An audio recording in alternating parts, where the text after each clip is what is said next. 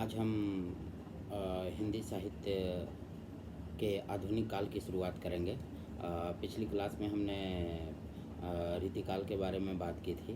तो रीतिकाल लगभग रीतिकाल पर हमने पूरे टॉपिक पर बात कर ली थी। रीतिबद्ध, रीति सिद्ध, अलंकार भेद, नायिका भेद, ये सभी चीज़ों पर बात कर ली थी। अब हम ये जानने का प्रयास करेंगे कि आधुनिक काल के बारे में। आधुनिक काल की शुरुआत जो है कायदे से 1850 ईस्वी से इसकी शुरुआत होती है और आधुनिक काल को कई सारे भागों में बांटा गया है अध्ययन की सुविधा के लिए। तो सबसे पहले भारतेंदु युग आता है, फिर द्विवेदी युग, फिर छायावाद। तो उसी तरीके से कायदे से भारतेंदु के नाम पर ही इस भारतेंदु हरिश्चंद्र के नाम पर इस काल की शुरुआत जो है होती है और भारतेंदु हरिश्चंद्र के नाम पर ही इस युग का नामकरण भारतेंदु युग हुआ है। भारतेंदु युग की शुरुआत जो है 1850 ईस्वी से 1900 ईस्वी तक मोटे तौर पर मानी जाती है। तो आज हम लोग भारतेंदु युग के बारे में बात करेंगे और भारतेंदु युग में क्या विशेषता है, कौन कौन से कवि हैं, कौन कौन सी प्रवृत्तियां हैं, तो इन सभी चीज़ों पर आज हम बात करेंगे। तो भारतेंदु युग आधुनिक काल का प्रवेश द्वार है। यह रीतिकाल के अवसान पर उदित हुआ, लेकिन रीतिकालीन प्रवृत्तियां इस युग से पूरी तरह से खत्म नहीं हुई थी। इस युग के कवियों को अध्ययन की सुविधा के लिए हम दो भागों में मोटे तौर पर बांट सकते हैं। पहले वर्ग में वे कवि हैं जो रीतिकालीन प्रवृत्तियों की लीक पर ही चल रहे थे और इनमें प्रमुख जो है मूल रूप से उनमें है सेवक, सरदार, हनुमान, लछीराम, ठाकुर रघुराज सिंह, रिवार नरेश, ललित किशोरी और ललित माधुरी। ललित किशोरी और ललित माधुरी लखनऊ के वैश्य बंधु हैं और ये विरक्त होकर के वृंदावन में रहते थे और कृष्ण की उपासना करते थे सखी भाव से। ठाकुर रघुराज सिंह रीवा के नरेश हैं। इनके अतिरिक्त अन्य सभी कवि किसी न किसी राजा या रईस के दरबारी या आश्रित कवि रहे हैं। इनके काव्य की प्रवृत्तियाँ मुख्य रूप से रीतिकालीन काव्य की ही प्रवृत्तियाँ हैं, जैसे श्रृंगारिकता, रीति निरूपण, ब्रज भाषा का प्रयोग, संप्रदाय निर्दिष्ट भक्ति आदि। तो इस धारा के कवियों का काव्य जो है रीतिकालीन हिंदी कविता या रीतिकालीन जो कविता की प्रवृत्ति है उसी का एक तरह से बढ़ाव है। इसलिए इनकी प्रवृत्तियों को गतानुगतिक प्रवृत्ति कह सकते हैं। दूसरे वर्ग के जो कवि हैं वे भारतेंदु मंडल से जुड़े हुए हैं। भारतेंदु मंडल के जो कवि हैं उन्होंने जो है श्रृंगार पर भी कविताएं लिखी हैं, लेकिन वे अपने आप को श्रृंगार में बांध करके नहीं रखते हैं। राजनीतिक सामाजिक जो समस्याएं हैं वे समस्याएं इन्हें विकल्प बेचैन करती हैं और इनकी काव्य भाषा जो है वो एक तरह से ब्रज भाषा ही है, लेकिन ये जब तब खड़ी बोली का भी प्रयोग करते हैं। आधुनिक युग अपनी आधुनिक प्रवृत्तियों के साथ इस काव्य में या इनके काव्य में पूरी तरह से मौजूद है। इनके काव्य की प्रवृत्तियां हैं खास करके इनके काव्य की प्रवृत्ति मतलब भारतेंदु युग के काव्य की प्रवृत्ति। तो भारतेंदु युग के काव्य की जो प्रवृत्तियां हैं वो है नवजागरण, राजभक्ति, देशानुराग भक्ति, देशभक्ति, समाज सुधार चेतना या फिर समस्या पूर्तियाँ, श्रृंगारिकता आदि। तो धीरे धीरे क्रम से हम इन सभी चीज़ों पर बातचीत करेंगे। तो सबसे पहले हम शुरुआत करते हैं नवजागरण से। नवजागरण को समझने का प्रयास करते हैं कि नवजागरण है क्या। तो भारतेंदु युग एक तरह से भारतीय संस्कृति और अंग्रेजी संस्कृति इन दोनों के टकराहट की, दोनों संस्कृतियों के टकराहट की उपज से वो दोनों संस्कृतियों के टकराहट की एक तरह से ये उपज है। इसमें अपने जीवंत मूल्यों के पुनर्पहचान की बेचैनी पैदा हुई। किसी भी देश में माफ़ कीजिएगा लाइट कट गई है तो इस वजह से थोड़ी दिक्कत हो रही है। तो किसी भी एक तरह से हम ये कह सकते हैं कि किसी भी इसमें भारतेंदु युग में एक तरह से अगर हम देखते हैं तो हम ये जानने का एक तरह से प्रयास करते हैं कि किसी भी देश में नवजागरण वर्तमान के सापेक्ष में अतीत के उदात्त मूल्यों और परंपराओं का एक तरह से पुनर्मूल्यांकन होता है।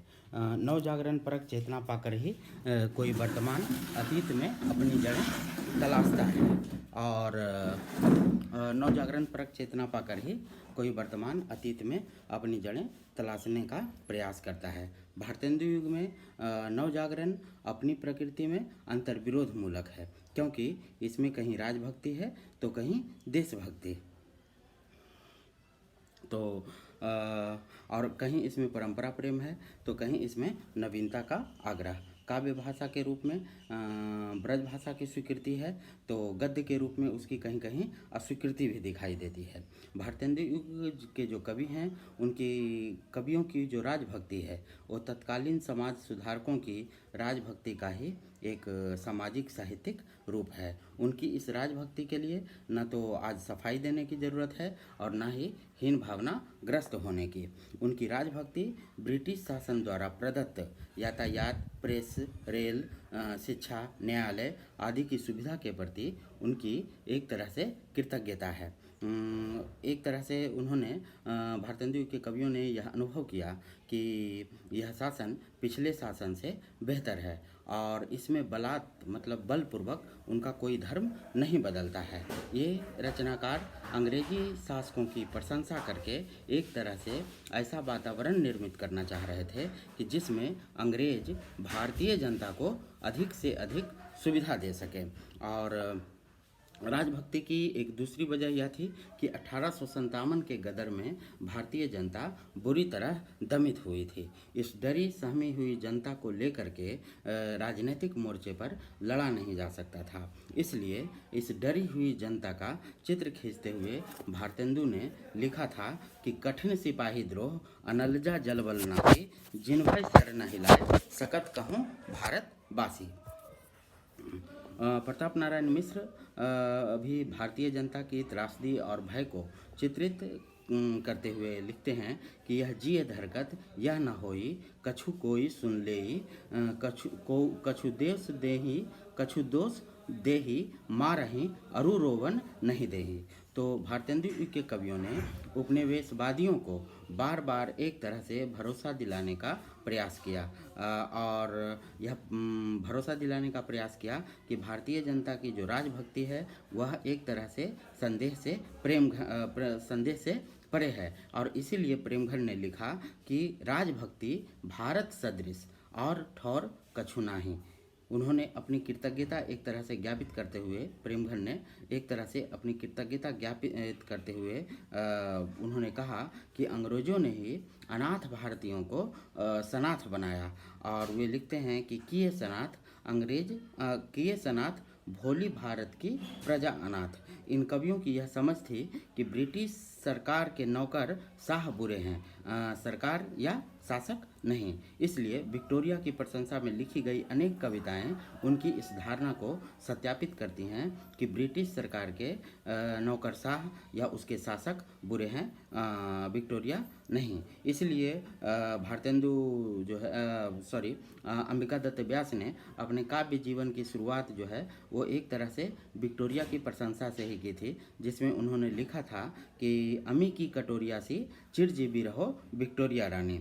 तो उसमें उन्होंने रिपनास्टक, स्वागत, मैकडोनाल्ड, पुष्पांजलि आदि जो कविताएं हैं वह राजभक्ति को ही उदाहरित करने वाली एक तरह से कविताएं हैं। और स्वयं भारतेंदु में राजभक्ति का स्वर बहुत प्रबल था, लेकिन जैसे जैसे उन्हें यह एहसास होता गया कि प्रेस, यातायात, शिक्षा आदि की सुविधाएं जनता के लिए उतनी ज़रूरी नहीं जितनी कि स्वयं अंग्रेज़ों के लिए है, वैसे वैसे उनमें राजभक्ति का स्वर जो है वो हटता जाता है और उनमें देशभक्ति का स्वर जो है प्रबल होते जाता है। और उनकी निम्नलिखित पंक्तियों के माध्यम से हम राजभक्ति के तुरंत बाद देशभक्ति का उमड़ता हुआ ज्वार जो है महसूस कर सकते हैं, जिसमें उन्होंने लिखा कि अंग्रेज राज सुखसाज सजय सब भारी, पैदन विदेश चली जात यह अति ख्वारी।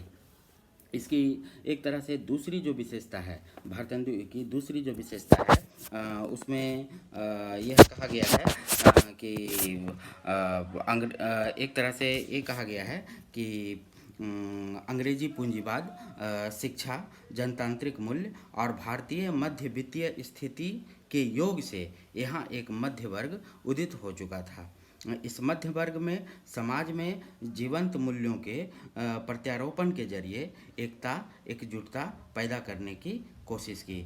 चूँकि पूरे देश में अंग्रेज़ों के शोषण का एक अखिल भारतीय स्वरूप था, इसलिए उनके विरुद्ध प्रतिक्रिया स्वरूप अखिल भारतीय राष्ट्रीयता विकसित हुई। भारतेंदु युग में यह राष्ट्रीयता भावात्मक है, आलोचनात्मक है और है समाज सुधार परक।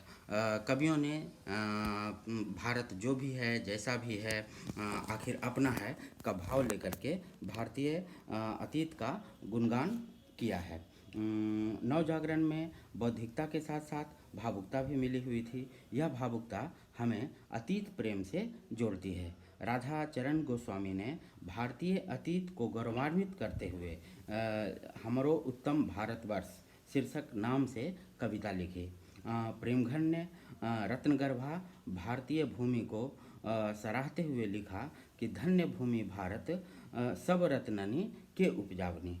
तो अपने देश के प्रति प्रेम, गौरव का बोध की भावात्मक राष्ट्रीयता है। अपने देश के प्रति गौरव का बोध जो है वही एक तरह से भावात्मक राष्ट्रीयता है।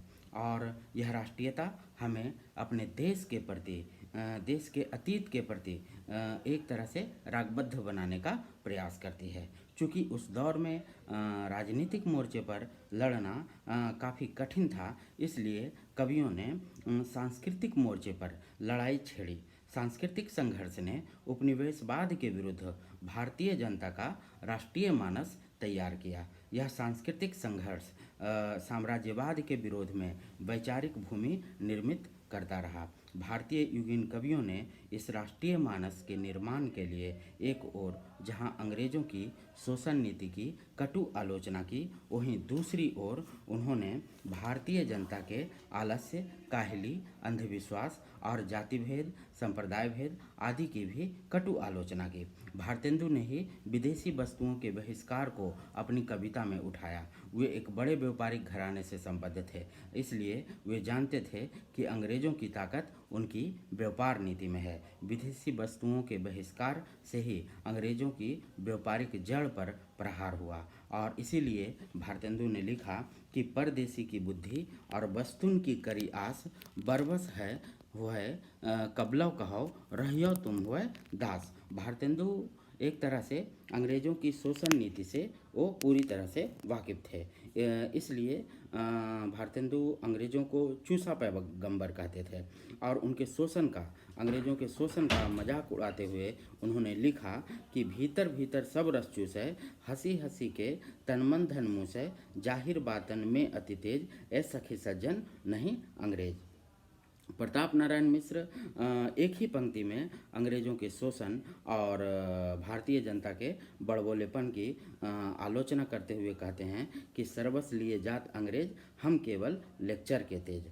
तो एक तरह से रीतिकाल के भूषण आदि कवियों के सांस्कृतिक राष्ट्रवाद की जगह भारतेंदु युग में राजनैतिक राष्ट्रवाद है। यह वीर गाथा काल के क्षेत्रीय या खंडित राष्ट्रवाद की जगह अखिल भारतीय है। भारतेंदु ने समस्त भारतवासियों को भारत भाई संबोधित किया। यह भावनात्मक सामीप्य विवेक के जागरण का परिणाम है और इसलिए उन्होंने लिखा कि रोबहु सब मिलूं आवहु भारत भाई, हा हा हा भारत दुर्दशा न देखी जाए। यह सामूहिक रुदन का आह्वान भारत की दुर्दशा पर पुनर्विचार का आह्वान है। किसी भी गुलाम देश में नवजागरण राष्ट्रीयता के विकास का प्रथम चरण है। भारतेंदु युग में भी राष्ट्रीय चेतना नवजागरण से ही फूटी है। तो आज हम लोग भारतेंदु युग के दो विशेषताओं पर बात की। इसकी जो आगे की जो विशेषता है, सामाजिक चेतना या फिर समस्या पूर्ति या फिर श्रृंगारिकता आदि जो विशेषताएं हैं, उस पर हम अगली कक्षा में कल बात करेंगे। तब तक के लिए धन्यवाद।